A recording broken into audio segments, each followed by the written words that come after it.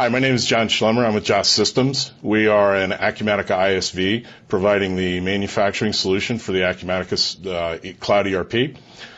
What our solution provides is an end-to-end manufacturing system for the discrete manufacturing marketplace in the make-to-stock, make-to-order, configure-to-order, engineer-to-order, repetitive, and finite batch systems. What I'd like to do today is actually step you through the product.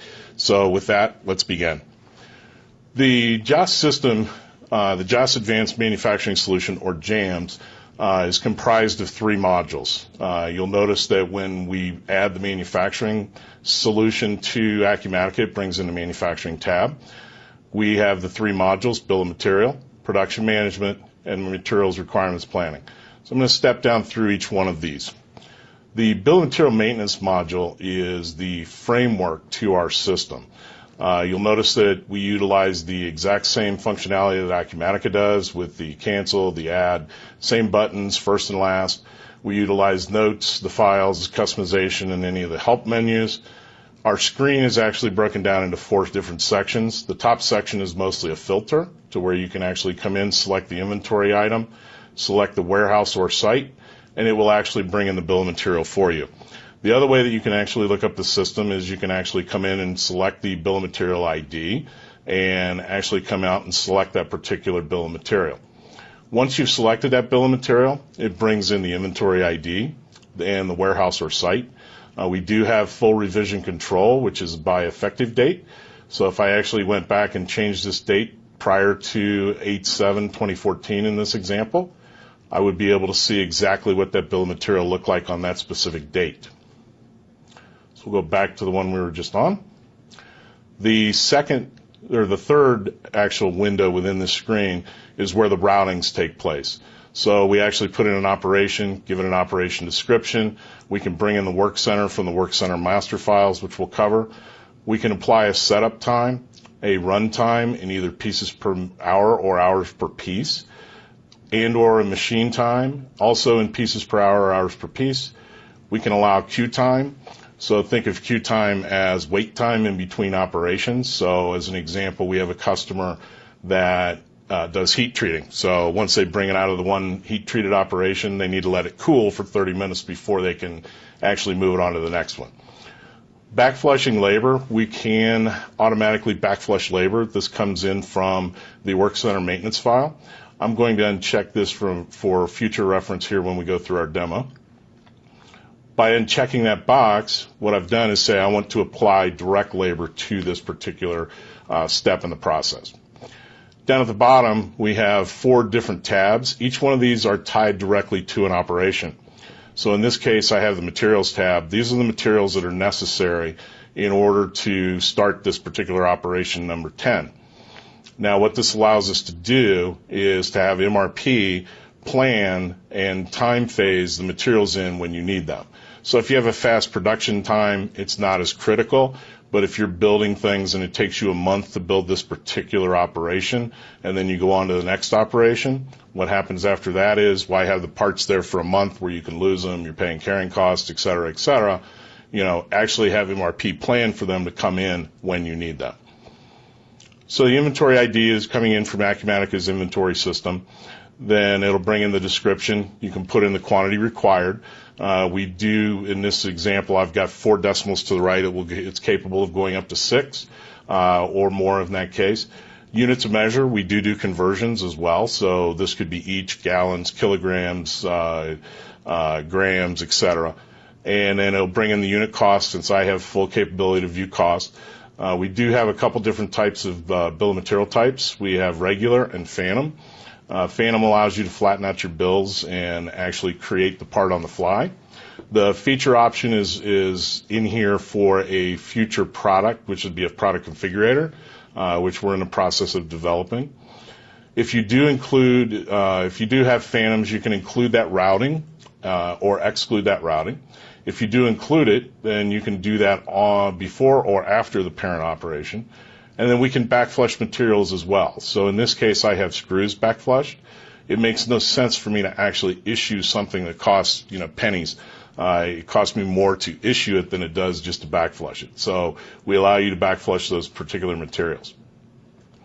On across, we have the capability of having multiple warehouses or multiple sites, so we can handle multi-site manufacturing.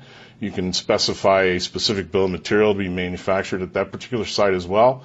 And then the location is actually where you're going to pull that inventory from. We also allow for scrap factors. Bubble numbers is utilized within the electronics manufacturing. You can specify it's on a drawing, and then you can actually attach reference designators to that. We can provide an effective date and an expiration date for each material on this particular bill of material. So you can actually go out and create when you want this particular material to expire, which one you want to sub that in for, so we can actually look at that bill of material and effective date range in the future as well as in the past. Just like Acumatica, we can actually create what I call personalized views. So if I don't have multiple sites in my manufacturing, I can take out the warehouse, the location, and the bill of material, move those over to here, say I want to save that, and at which point in time they've been removed. So this is the only information that I need to be dealing with. We also add a couple buttons at the top. The bill of material report is actually just a report that shows the material listing on this particular bill, and the copy bill of material function allows me to copy a specific bill to another inventory ID or a same inventory ID into another site. The next tab is the steps tab, and again, this is directly associated with Operation 10. The steps tab allows you to do work instructions, so it's free-form text. You can actually go down through and apply as much text as you want, and this actually prints out on the production ticket or the traveler. Or, again, you can attach files. So with Acumatica's file, I can actually attach that file, bring it up, and actually be able to view it on the screen. The Tools tab allows me to add a specific tool. So if I wanted to add, in this case, a mold, and we'll look at this in more detail, I can give it a different description, or when I complete this line, it will come in. I can specify how many are required, and then I can associate a unit cost to this. So from a costing standpoint, if I actually finish this off and said I want one tool and I'm going to charge $0.25, so each time that I go out on this particular part, this DL3000, what's going to happen is I'm going to apply $0.25 to that cost each time I use this particular operation and this particular tool. From an overhead standpoint, we can apply multiple overheads as well. We'll talk about that here in a minute when we get into the maintenance files, but similar capability. I can attach either fixed or variable, and then I can apply a factor. So in this case, I'm going to multiply 1 times whatever the cost rate is. So let's look at the overhead maintenance in this case. So I've got 2 set up. I've got an admin, which is fixed, which is the one we were just looking at. So it's going to take 1 times the 4 case in this case, and it's going to apply $4 on my cost. All of our transactions flow back into the general ledger, so it's going to go back into this account and this sub-account. From a variable standpoint, we can apply a lot of different variable overheads. We can do variable by labor hours, by labor cost, by material cost, machine hours, quantity complete, and total quantity. So you have a lot of flexibility in order to fine-tune your costs. Shop floor calendar maintenance, basically what you can do here is set up multiple calendars, and we'll touch on those when we get into the work centers. Tools and aids we looked at just briefly. So if I pick the same mold, here's actually the mold that we had. I'm going to charge $0.25 each time. The total cost is typically the cost of the tool itself, and then we were going to actually calculate and fill in the consumed costs and the total number of uses that we've used this. Obviously, I'm getting my money's worth on this one. And then everything flows back again to the general ledger. Shift maintenance, we can handle multiple shifts. So if you are a multi-shift operation, we can handle the differential from an amount standpoint or a rate, and then you can apply a shift differential to calculate against that. Machine maintenance, we can have multiple machines within a work center. So in this case, I give it a machine ID, description. I can tie this into Acumatica's fixed asset system. I can give it a standard cost, and then I can give it a calendar. We talked a little bit about the shop floor calendar briefly. And what happens here is I've got 5 different calendars set up. I've got an 8-hour calendar. I've got a 45-hour calendar, which basically is one that I can work 5 hours on Saturday. And I got a 56-hour calendar. So you can set these up in how you actually run your business. You can also set an efficiency, and again, back to the general ledger. All of this is built in, and now we go to the Workcentre where a lot of this comes together, which then, if you'll remember when we were back in the bill of material, this is what we were putting in. So I'll just take the same one that I had. I've got a CNC Workcentre set up. And what I can do here, we can handle outside processing. So if you've got an outside process that you send out, we can check that box, actually put that into the bill of material and the routing, and actually track that process. So either from a scheduling standpoint, you can actually issue purchase orders, and when you receive them back in, we can link that directly to the production order along with the cost. From location, I mentioned earlier, the location actually is where you're going to be pulling inventory. So if I actually put a location in here, all of my inventory to be used at this particular Workcentre would be coming from that specific location. We caution a lot of our customers about this because you could have 5 locations for the specific part, and if this particular location was empty, the system's going to recommend that you replenish it, even though you may have the 10 or 15 of the part 20 feet away. You can actually apply a standard cost to the system. So I could say this is going to be $20, and that's the standard cost I'm going to use. From a basis for capacity, it's either going to be people or machines. And then I can actually backflush materials or labor and have the system default when I create a bill of material. On this particular Workcentre, I have the capability to go ahead and set this up to where it'll automatically backflush materials and labor for that specific Workcentre. We have 4 tabs down here at the bottom that relate to the Workcentre. The first one has the shift. Obviously, you could have multiple shifts, and if you had one machine that only worked on one shift or 8 hours, the other machine may work on 2 shifts or 16 hours. So from a true capacity standpoint, you need to be able to put in the shift. So I've got how many people I work on this. I can also do it for machines, and then I can give it an efficiency and give it its own specific calendar as well.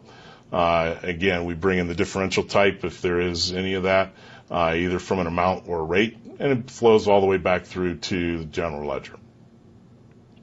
I can also apply an overhead to a specific Workcentre. So each time I do a transaction over this Workcentre, I could actually add another overhead cost to that. Machines, again, we can have multiple machines within a Workcentre. And on top of that, each one can have its own standard cost. And whether or not I want to use the machine cost on this is what this checkbox does. And then it comes back to the general ledger. From a where used standpoint, I actually can go out and look and see which bills of material this particular Workcentre is used. So I've got 4 different bills of material that I'm using the Workcentre 10. It tells me which operation number it is. It tells me which inventory part it is, which site it's at, and if it's active, it's going to give me a different revision, and then it'll give me the effective start and end date. From a utility standpoint, we actually have a BOM cost roll. What we can do with this is we can do it either in a multi or a single. We can select it for an item or a bill of material. We can do it for an entire warehouse. Specific inventory ID or bill of material ID, we can include scrap factors and fixed costs, and then we can update that either in an average cost, the last cost, standard, or pending. And what happens if you go to pending, once you accept that and you want to update pending, what happens is it comes directly into Acumatica's inventory system within the price cost tab. So if I was in a standard cost, it would actually bring in the pending cost directly into the standard cost field, and then using Acumatica's standard functions, I can update my pending cost to my current cost. The other utility we have is a BOM mass change utility. So if I have a specific part that I'm going to change out throughout every single bill of material, I can actually just come in here and select that I want to change this current screw to a different screw. and it will change that throughout each and every bill of materials. So if I had 20 different bills of material listed here, it would take out the old part and put in the new part. And then I can specify an effective date. So I could do this for in the future. So that's primarily what the bill of material and the routing does. Now let's move on into production. There's multiple ways that I can bring in a production order.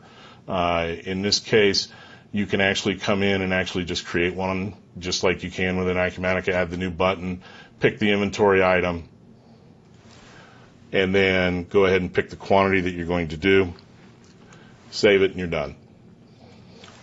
The other way that you can actually bring this in is through MRP, which we'll touch on here in a little bit, but I can create a planned order through MRP quickly to go ahead and create that production order.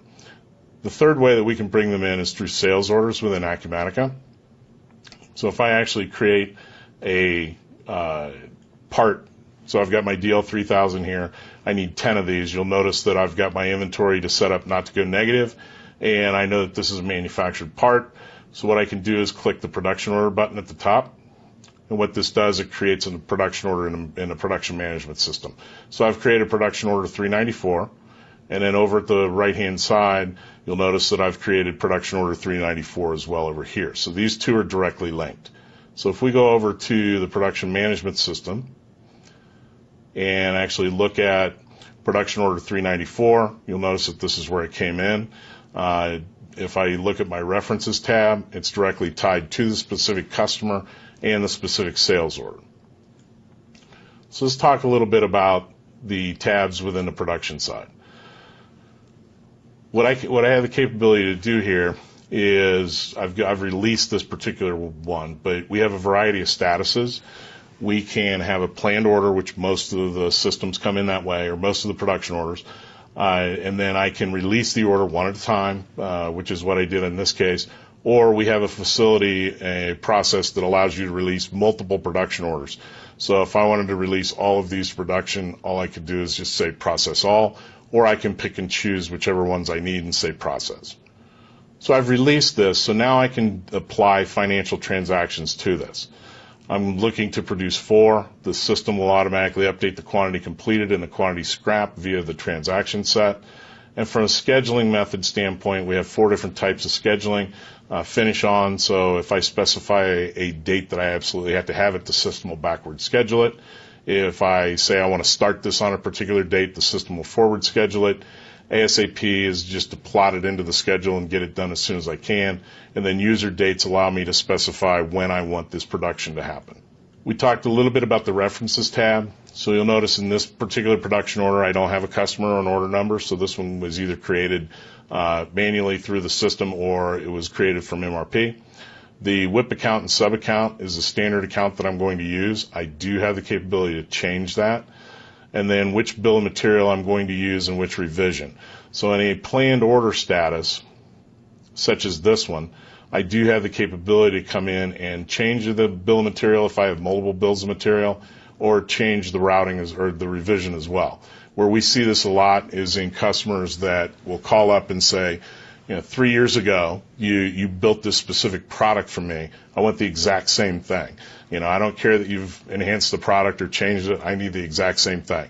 We don't delete bills of material automatically at all. So we will allow you, and you do have the capability to go back and actually create that specific production order and bill of material. From an event history, and I will touch on this periodically as we run transactions, we create a variety of histories, track those by which user actually performed that event. So in this case, I've created an order. It's planned. If I look at the one prior, I created the order and then I released it. So as we run transactions, I'll come back and we'll see the updates to this. The totals tab is where we're going to capture cost. We're going to break out the different costs into a labor, machine cost, material cost, tooling, fixed and variable overhead, and then if you need to make any adjustments, you can actually adjust the WIP cost in this transaction set. We will total up the WIP total and the WIP complete. Hopefully they equal. If they don't, the WIP complete is what goes into inventory, and if there's any variance, it would hit your variance accounts. A couple other things from this screen. We do handle bin lot serial from cradle to grave. So if you have serial numbers that you need to track, if this particular end item needs to be a serial number, we can actually do that. We can actually issue serial numbers, issue lots, utilizing the Acumatica serial lot traceability. The actions we talked about, which are the statuses, we have a couple different ones that I haven't mentioned yet. Completing the order, when I complete 4 of these, the status will actually change to complete. I could still manufacture more of those, which I'll touch on when I get done with this. There's another status called hold, which you can click this button right here and you can put the order on hold. And then I can complete an order short. So if I only completed 3, I can actually go ahead and complete that order short if I need to. I can also cancel it. And there's 2 other statuses that don't show here. In process, which will actually change, and I will make mention here in a minute. Once I apply a financial transaction to this production order, the status will automatically change to in process. The other one that's not on here is closed, and how that, we're going to talk about closing it. So we'll go through the whole process, and you'll see how all this interacts. The inquiries, I have a couple different choices here. I can look at production detail, which is basically the bill of material that I'm going to utilize to produce this production order. So I've copied the latest bill of material in from my bill of material system. It's brought in all of the setup time, the run time, etc., and I've added a few other things to this. So now I've got a status on each individual operation, whether or not I'm going to backflush it or not, which I'm going to change this so we can apply labor. When the start date and end date that I need to do this operation or can do this operation based on the schedule within the system. And then the quantity to produce, we're going to actually create quantity completed, quantity scrapped if any, and then we'll apply labor costs and machine costs, and each line item will update as we run transactions. Down at the bottom, again, is the bill of material listing. And what we've added into here is once we issue, we'll have a quantity actual that we've issued or backflushed, and then the total actual cost of that as well. The other drop down in the inquiries is a function called critical materials. And what this shows is any shortages for that specific production order. We caution people the critical materials is not a replenishment system. That's what MRP is. And what this does is it allows me to see what I'm short on. In this case, I just click show all items. I'm not short on any of these items, but with my references of purchased or manufacturing, I can actually go out and create a purchase order specifically for this production order. So in this case, I can go out and select the vendor. It actually comes in and creates my purchase order 201. So if I go over and look in the purchasing system at purchase order 201, this is the part that I just ordered. I need 4 of those, and you'll notice that over here it's directly linked to the production order 392. When I receive this back in, I'm going to be able to have the system actually put the cost back on the production order. So let's go back to our production order, and we're going to stay with 392. So I've released it, and now I'm going to actually issue my materials. So a couple things here. I can actually go out and select that particular production order, the operation, so I have an opportunity to either or operation. For each operation, I can select each individual part that I need to issue, and this is great, but if you have 100 different parts, this is probably not a conducive way. This screen is barcodable, so we've got an extension with barcode capabilities, so if that's something that you're interested in on your floor. The other way that you can do this very quickly is through what we call our wizard.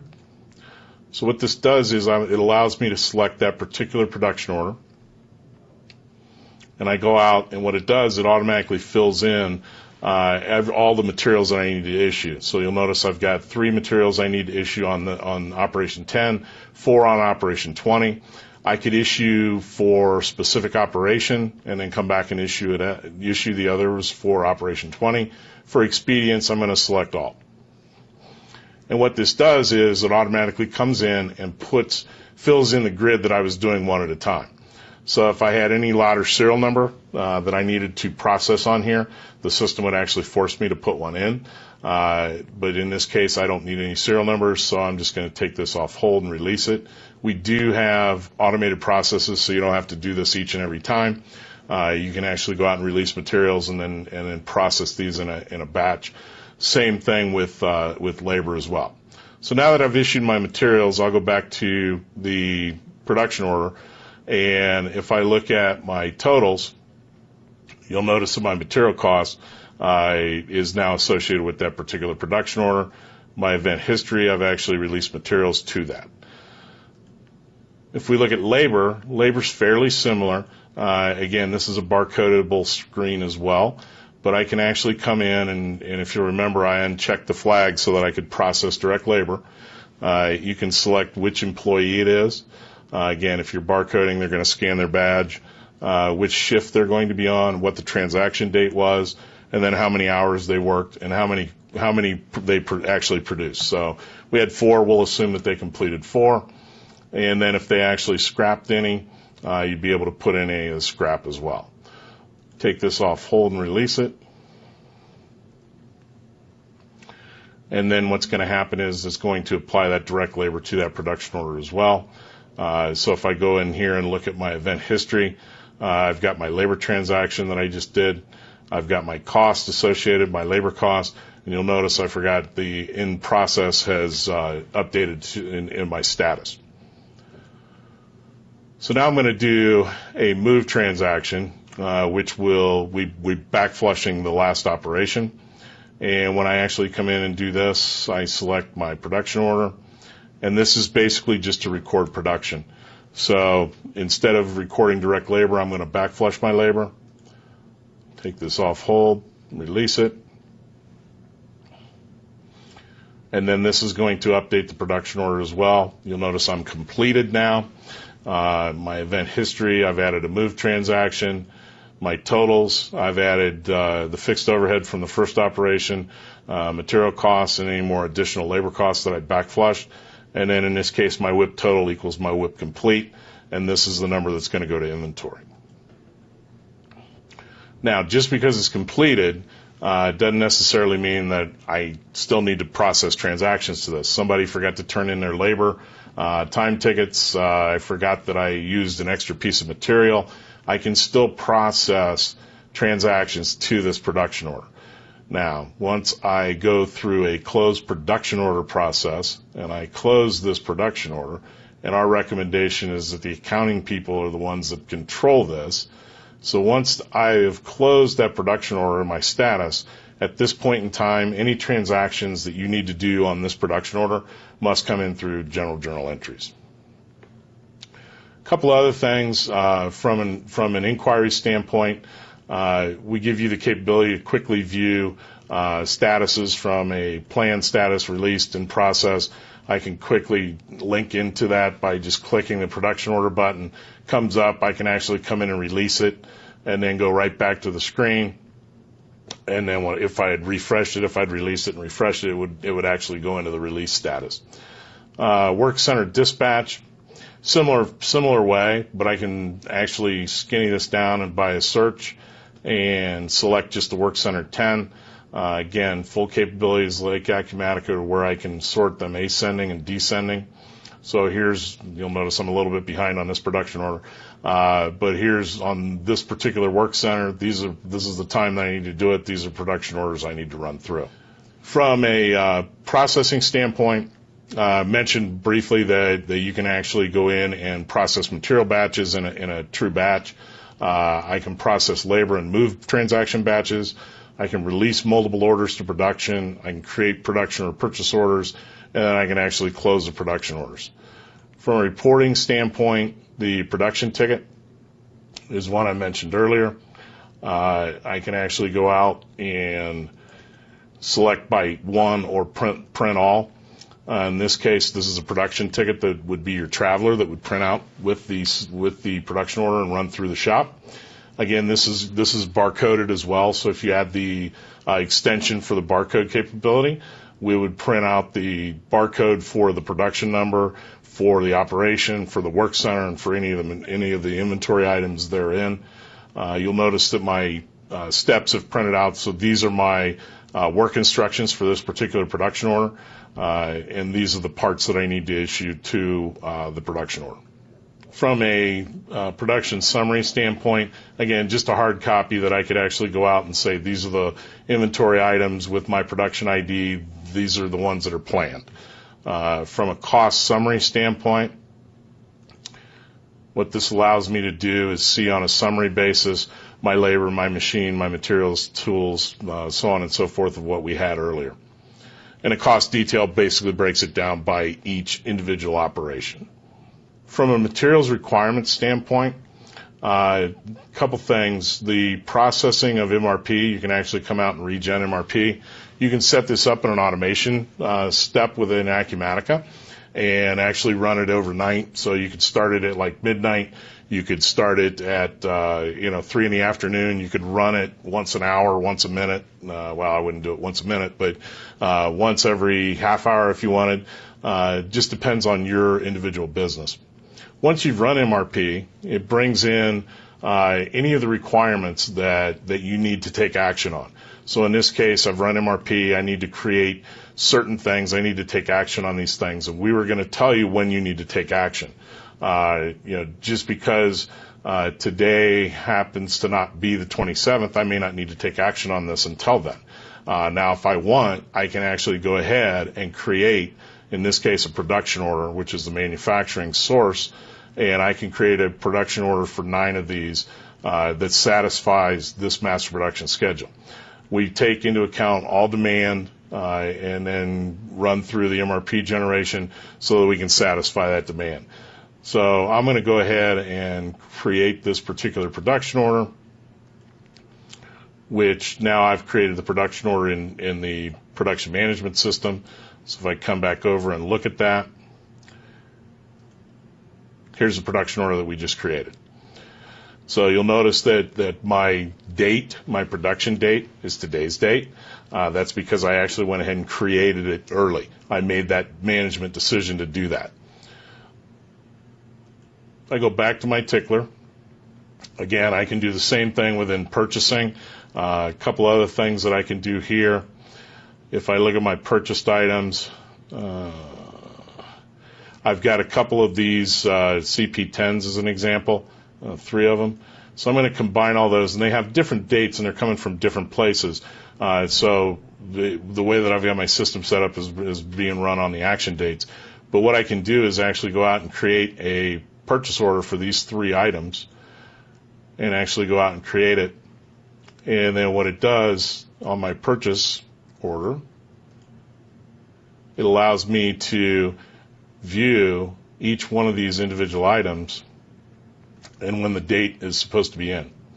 So in this case, here's my 3 items, each one order quantities, and then what the description is of that, and then when those requested dates are and when I need to get them in. So it gives you the capabilities. Here's when I requested it. Here's when I need to get it promised. Exceptions. What the exceptions actually come in and do, we do a variety of different exception messages. So what this is telling me is I'm outside of my window, or I don't need these anymore. So just go ahead and delete that particular master production schedule. Same thing with the second one, which is another MPS that I've set up. I've got plenty of parts in here in order to satisfy all the demand. Now, if I create a sales order for a deal 4,000 for 100, then these will go away, because then I'm going to be able to need them. From a forecast standpoint, we have the capability to set up a forecast. So I can just come in, add a line. I can pick which warehouse or site. I can set up my intervals to do it at one time, to do it weekly, monthly, yearly. And then I can set up what the quantity I want to do, and then when I want it to begin and end. So I could set this up to run for 2 months as an example. So I'm going to run it through the end of September. So the way that I've set this up is I need 10 of them on a weekly basis.